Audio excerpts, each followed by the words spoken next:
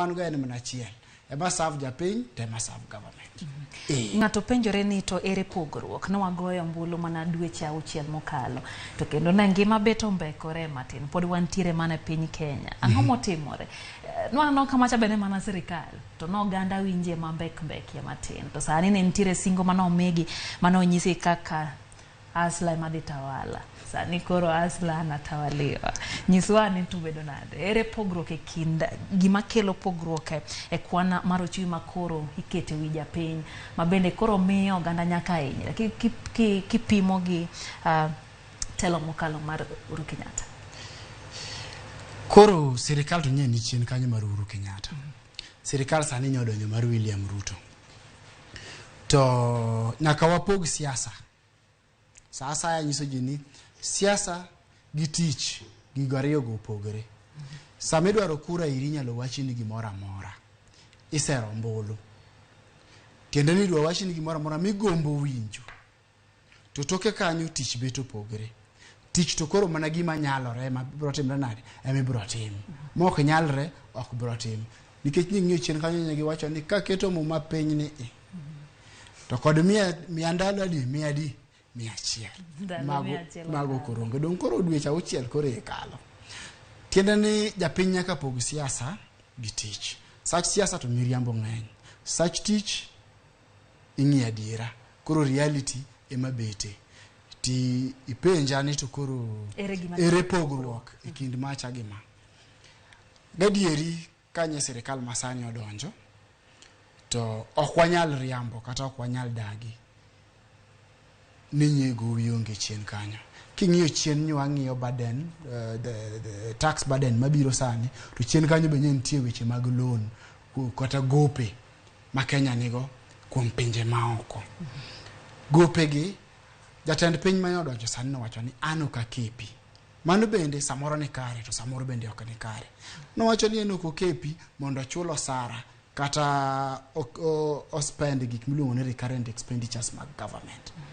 Adieri policy marach, mano to policy marach kanyalo bet ni iholo mondo chulo sara.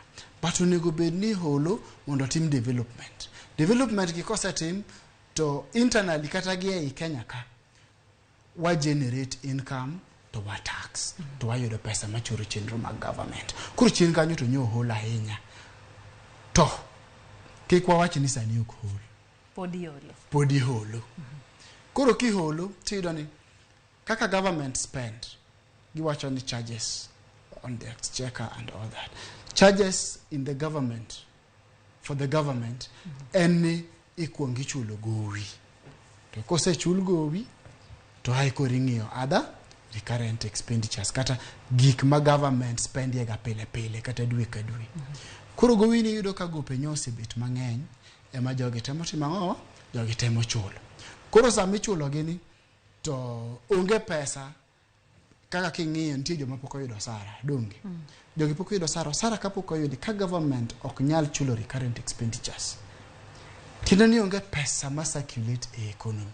Onge pesa maluoro wuog kuoma obiri to kowuok iri to dhir ng'ama tiyo ni dala kacha to kowuok iri ng'ama tiyo ni dala to dhir jaduka. Pesa no onge. Nang'o nikech jatich pok otimre nade? Pok ochulo. Mano keto ngima bet matek zaidi. Koro gope machien kacha to miyo ngima tek. To kod momedre ngima tek. To kendo gimomiyo ngima tek, omiyo japiny neno matek. Samoro tax to bende pok oidho ahinya kata pok omede ahinya. Pode ka proposals nitie ni dhitime nade? Dhi mede. Tang'o miyo japiny neno pek. Kuo ma pile e sirikal. Ok en sirikal ma kawuono kende. Ne sirikal kata manyoro. Kuo ng'eny. Koro sirikal nyaka ng'i yore mag kuo. Mago bende miyo japiny burden. Nikech kose hol pesa to kobiro ni timo kod development to kwale Lydia. Pesa midwa chul go ng'acha akanye. Donge akuom japiny.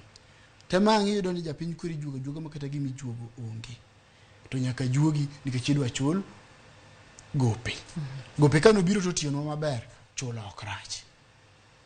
Tax kano kawiri kata usuru kano kawiri to tiyo ni maber chulo ok rach. Lakini kidwa chulo gimoko tiyo ni en gima lit. Tiende ni ya ichulo gima ng'ate motimre nade ema okwalo. Chalo gima jirandi moro odhi okwaro diend jirani moro to kose kwalo diend jirani to in ibiro ni timri nade ichul diend jirani cha ibro winjo nade, ok ibro winjo maber. Koro kalure gi mago kuon ariyo kende, gik mamiyo japiny neno matek bende ng'eny. Kopogre gi osuru, kopogre gi kuo, nikech waste be nitie. Tiende ni itiyogo marach. Oti kode to priorities onge. Tiende ni ok waketo chenro na ang'o monego bed ni watimo mokwongo, ang'o monego bed ni watimo mar ariyo, ang'o monego bed ni watimo mar adek. Kanyo kela e penjo mopenji gi Ongwe Junior.